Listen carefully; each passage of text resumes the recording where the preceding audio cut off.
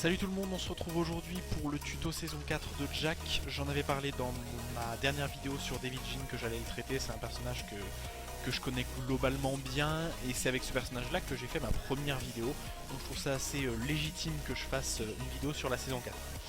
Sur la saison 4 de Jack évidemment. La saison 4 de Jack, quoi dire globalement sur cette saison 4? De légers buffs pour Jack, rien qui lui rendrait sa place de top tier de saison 1, mais de bons buffs, les bons buffs on prend toujours, évidemment. Les bons buffs on prend toujours. Alors, on va commencer très rapidement.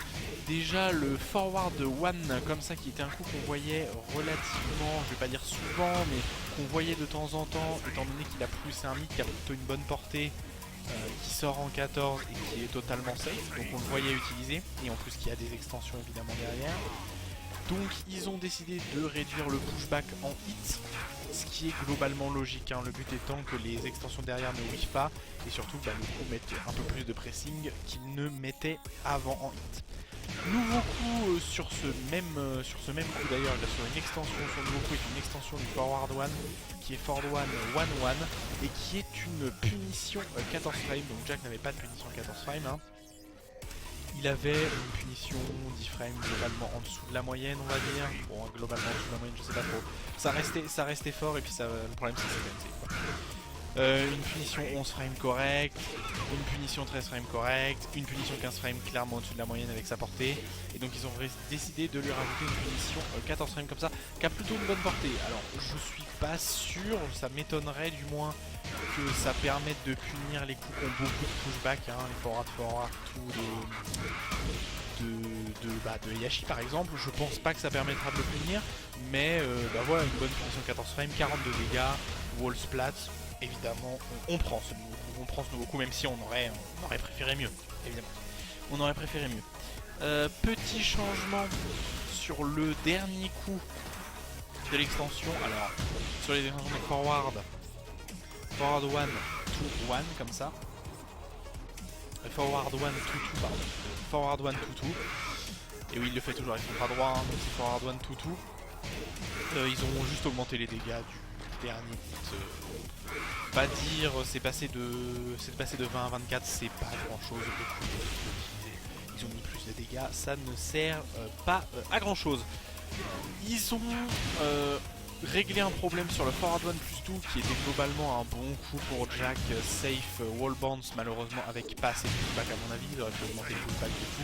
Certains persos ne pourront pas vous le low finish, mais beaucoup d'entre eux pourront vous le low finish ou au moins vous le punir. Mais sinon globalement c'était un bon coup de whiff punish si l'adversaire avait tout simplement le wall dans le dos. Ils ont juste fixé une issue qui faisait que des fois votre adversaire en l'air prenait moins de dégâts avec ce coup que la normale. Donc ils ont fixé juste un bug au niveau des dégâts. Rien de grand chose à dire. Je ne sais plus comment il s'appelle, le machine gun piston, je ne sais plus son nom exactement, qui était un coup, alors globalement, hein, comme Jack l'est de façon générale, trop lent, 20 frames, c'est un peu trop lent comme coup, mais sinon globalement c'était un launcher hype totalement safe en garde, plutôt pas mal comme coup. On pouvait l'utiliser de temps en temps. Ils ont réglé quelques problèmes en enlevant la distance quand les premiers coups, le troisième, le quatrième coup touchent en hit. C'est parce que des fois le coup avait tendance, on va dire, à toucher, mais les coups d'après ne touchaient pas. Donc bon, ils ont réglé le problème. Si le premier coup touche en hit, tous les autres seront assurés dans 100% du temps, tout simplement. Ils ont augmenté légèrement la portée du coup. Le coup avait globalement une portée vraiment pas ouf. Là, il a un peu plus de portée. Régler les problèmes de hitbox et les problèmes de coup, tout simplement. Léger nerf sur le forward pardon, n'importe quoi. Le back 1-2, ils ont baissé les dégâts du deuxième coup. Ils l'ont passé à 17 au lieu de 20. C'était plutôt une bonne string, on la voyait de temps en temps utiliser. Le problème c'était qu'elle était unsafe à moins 14, donc assez risquée. Mais comme elle est, on peut beaucoup la décaler, ça pouvait faire peur. Ce n'est pas un gros nerf. Ils ont changé les propriétés en counter hit, donc maintenant ça launch. Le but c'est évidemment que la deuxième partie soit plus utilisée. Alors le problème c'est qu'encore une fois Jack a toujours le même problème. Le premier coup est très lent et en plus unsafe. Donc on voyait la string utilisée des fois pour du whiff finish parce que la string a une bonne portée comme ça et plutôt une bonne hitbox parce que Jack rattrape en bas. Mais bon, ça créera plus de passivité derrière ce coup, tout simplement. Parce que tout simplement c'est un tour launcher derrière. Donc si votre adversaire, je vais réussir à vous le montrer, si votre adversaire tout simplement fait n'importe quoi, bah, vous allez le launcher en lui faisant très mal, en sachant que c'est un gros launcher. Le forward fort, qui était un coup que l'on voyait utiliser encore une fois. En général, les coups de Jack étaient utilisés de façon globale par les top players de façon avec parcimonie, je vais dire. C'est-à-dire que le but c'est de surtout ne pas être prévisible avec Jack parce que son plan de jeu est très facile à prendre en compte, on va dire à analyser. Le problème avec le forward swing, c'est que vous voyez 27 frames alors que c'est un forward. C'est très lent, c'est même beaucoup trop long. Le coup, tout simplement, ils ont changé ses propriétés en counter hit. Maintenant, le coup launch en counter hit, tout simplement. Ce qui n'est pas un gros buff pour le coup. Hein. Le coup, on le voyait pour finir la passivité adverse, pour prendre une frame positive. Est-ce que le coup sera beaucoup plus utilisé? Au moins, ça fait des raisons de plus l'utiliser. Ils ont enlevé la portée quand le coup est... Alors, ah oui, attends, j'ai oublié. Le coup ne met plus au sol en normal hit, voilà, tout simplement. Ça force crouch en normal hit, ça force crouch et ça met à plus 9.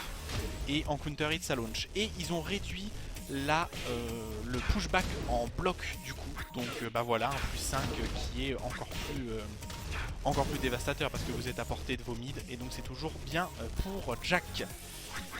Ils ont bon lot pour Jack, le fall crouch done back. Je vais arriver. Le fall crouch comme ça, done back 1 pour Jack qui était plutôt un bon lot. Si vous mettiez que la première partie, vous êtes à plus 6, ça fait 15 de dégâts. C'est relativement un bon lot. Ils ont réduit la distance quand le move touchait en hit, donc vous allez plus facilement pouvoir mixer derrière. Encore une fois, c'est un petit buff, mais on prend. Side step 1, problème du coup, je l'avais expliqué dans ma vidéo, beaucoup trop lent malheureusement. Un coup qui sort en 32 frames, c'est trop lent. Mais voilà, le coup est passé de plus 6 à plus 7. Donc, alors ça dépend exactement. En fait, le coup était à plus 5, ils l'ont passé à plus 6, mais étant donné que le coup a de longues frames actives, vous pouvez être à plus 6, voire même peut-être plus que ça. Hein. Je pense que vous pouvez être à plus 8, à mon avis. Plus 6 encore, bref. Suivant la distance. Plus 6. Suivant la distance, normalement, vous pouvez être encore plus positif, mais voilà. Là, vous serez à plus 6. Vous serez à plus 6 dans la grande majorité du temps. Ils ont réduit la portée du coup quand le move touchait, c'est simplement pour faciliter les combos derrière. Rien de bien changeant. Rien de bien changeant, c'est juste pour que les combos soient facilités derrière. Mais de toute façon, c'était un coup qu'on voyait très peu utilisé. C'est beaucoup trop lent. Le vrai bon buff par contre de Jack, là tout ce qu'on a vu, ce ne sont que au final des tout petits buffs qui ne changeront quasiment rien au perso. Un peu de moins de pushback en hit, des plus frames un peu mieux. Globalement ça change quand même relativement pas grand chose. Jack n'a quasiment pas changé, c'est un des persos qui a reçu le moins de changements. Et son nouveau coup est globalement très situationnel. Ils ont par contre le vrai buff de Jack là-dessus, c'est sa chope au mur. Il a une chope au mur comme King, comme Armor King. Et le problème c'est que sa chope au mur n'était... Non, ça marche pas exactement comme King et Armor King. King et Armor King, c'est une chope au mur là où il faut que l'adversaire il soit en train de tomber sur le mur. Là c'est une chope au mur high. Et ils ont tout simplement augmenté les dégâts de la chope qui ne faisait que 45 de dégâts. Et qui fait maintenant 60 de dégâts.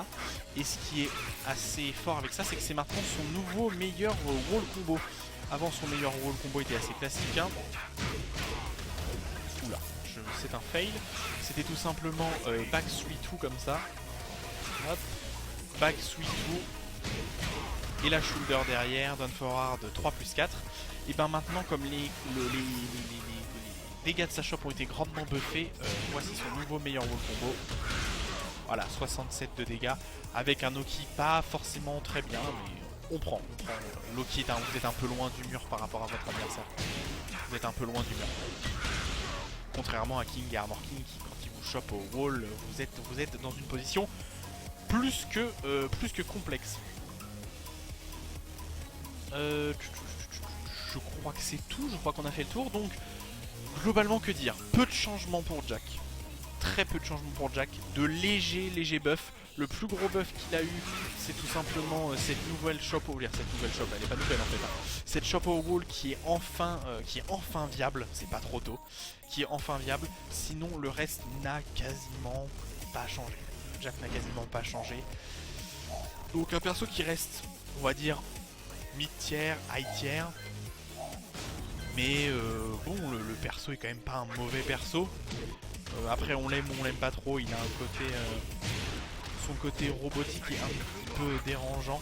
Voilà, la shop c'est pas facile de la faire si vous êtes très loin du mur comme ça. Voilà, bon bah je pense qu'on a fait le tour. Jack reste globalement le même. Jack a reçu de légers buffs. Voilà. Allez, salut. 話にならんな。